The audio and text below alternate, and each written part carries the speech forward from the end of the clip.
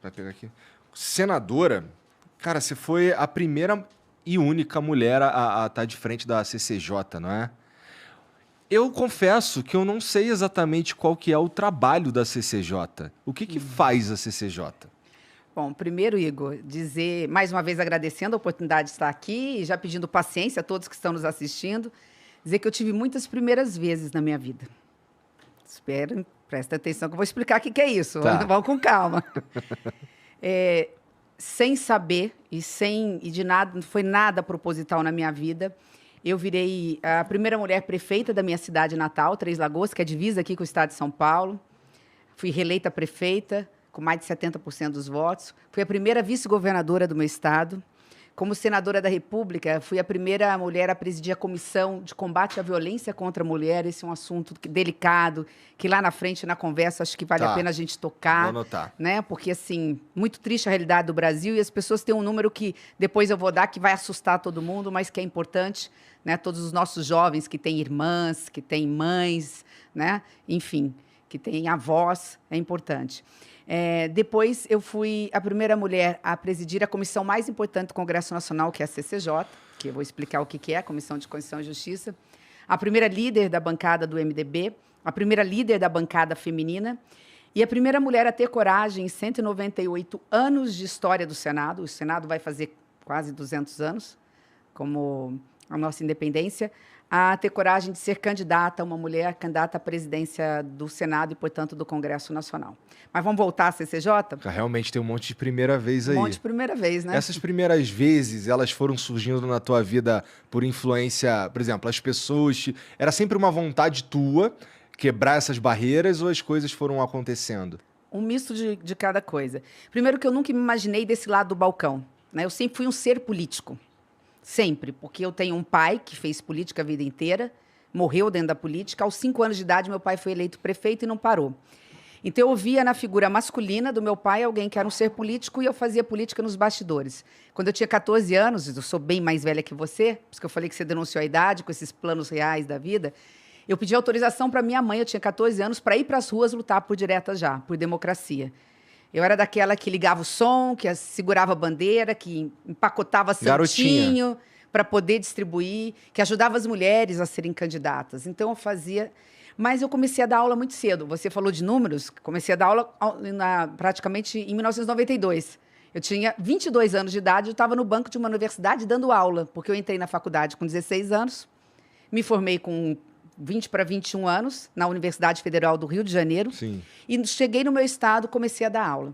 E eu dava aula de direito público, como é que se administra um estado, um país e uma cidade. Depois de um tempo, as pessoas começaram a falar para o meu pai, mas peraí, ela tem veia política, faz ela ser candidata, faz ela ser candidata. E eu, por timidez, eu falei, não, esse negócio não é para mim. Né? Eu faço política de outro jeito, né? Sempre fiz política de bastidores, estimulando a juventude, né? Explicando a importância da política na vida. Não está bom? Vocês não estão gostando dessa política? Então, vamos fazer a boa política, vamos colocar gente boa, vamos colocar os jovens. Bom, então, depois de mais ou menos uns 8 anos dando aula, as pessoas falaram assim, fala para sua filha ser candidata. E eu atrasei 4 anos a minha entrada na vida pública, que eu disse para meu pai, eu não sou candidata, eu não vou fazer política. Depois de 4 anos, Tu deu aula um tempão, não é? Dei aula 12 anos. Isso, 12 anos. Em todas as faculdades de direito do meu estado. Depois de 4 anos, como uma boa filha, acabei cedendo à vontade. Falei, tudo bem, vou ser candidata. E virei deputada estadual. Depois virei a primeira mulher prefeita da minha cidade natal. E aí veio nesse processo. Entendi. Né? Então, foi uma constante. Mas, assim, a partir daí, quem não quis parar mais foi eu. Quer dizer, depois que eu virei prefeita da minha cidade, vi a responsabilidade, fui reeleita prefeita. E reeleita com índices bem altos, mais de 70% dos votos.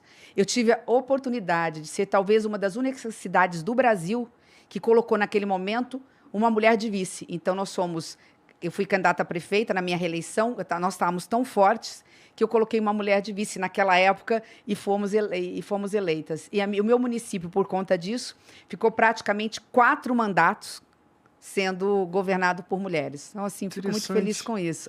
Interessante. Tem quantos habitantes tem lá? Agora deve estar algo em torno de 130, 135 mil habitantes. Tá. E nós levamos, na época, as maiores fábricas do mundo de celulose. Eu fui considerada a prefeita da indústria, da geração de emprego, por muito tempo no estado de Mato Grosso do Sul. O que tu atribui... Essas primeiras vezes não, que você perguntou?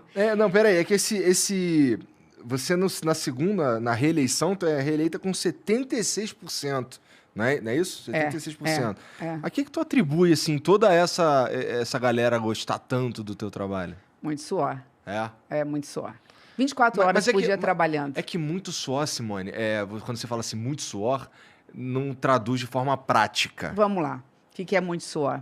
É trabalhar 24 horas por dia, olhar no olho do cidadão, dizer não quando não dá conta, com verdade, dizer sim quando pode, fazer o impossível para resolver a vida das pessoas. Minha cidade, quando eu peguei a prefeitura de Três Lagoas, estava quebrada. Então, havia se passado 10 anos sem se fazer uma escola, 10 anos sem se construir uma casa popular. Como era divisa com o estado de São Paulo, eu pegava meu carro, porque a prefeitura não tinha um carro bom, e eu vinha para o interior de São Paulo, Barueri, que todo mundo acho que conhece, né? E vinha atrás das fábricas. Eu falei, tudo bem, você tem a fábrica aqui, abre uma filial, abre uma portinha lá na minha cidade, minha cidade está precisando de emprego. Nós temos termoelétrica, nós temos hidrelétrica, é proximidade com o estado de São Paulo, estrada duplicada. Vamos lá, vamos conhecer. Tem energia em abundância, que era da CESP. E eles iam. A cada 10, um ficava. Vou abrir uma porta, vou gerar emprego aqui. Então, quando a gente levou a indústria para a cidade, fez toda a diferença. Começou a entrar dinheiro em caixa, porque a indústria paga imposto, e a gente transformou esse dinheiro, esse imposto pago, né, fizemos a multiplicação do pão. A gente conseguiu realizar o sonho das pessoas. Eu fui a prefeita, quando eu terminei, até então, que mais tinha feito casas populares, que mais fez escolas, que mais fez creches, que mais fez clínicas públicas de saúde. Construímos clínica de saúde da mulher, clínica de saúde de pequenas cirurgias, clínica de saúde de ortopedia, da criança, enfim. A que mais gerou emprego, a que mais aumentou a renda, a que mais fez áreas de lazer, enfim, a que mais fez asfalto, que mais fez drenagem. Até então, porque agora, graças a Deus, os outros prefeitos foram melhores do que eu, que é isso que a gente quer. O que é interessante você falar isso, assim, porque geralmente os políticos batem nos outros políticos. Não, de jeito nenhum. Eu sou professora, antes de tudo. Eu falo assim, que tem 3 momentos que marcaram muito a minha vida. Muito.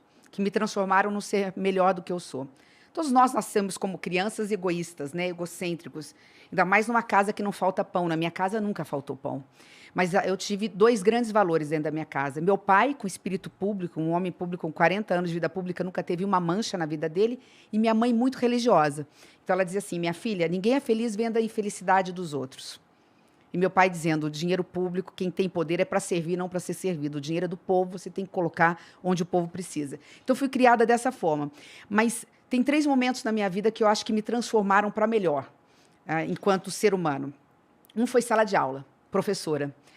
Só é bom professor quem é altamente altruísta. Quer dizer, é uma redundância, né? Isso, acabei de falar uma besteira aqui. Quem é altruísta, você como professor de inglês sabe disso. Você tem que se doar, porque se você não se doa, se você não se entrega, você não é um bom professor. Então, isso mudou. Você não consegue criar uma conexão com teus alunos, né? E o segundo momento foi a maternidade. Ser mãe... isso muda todo mundo.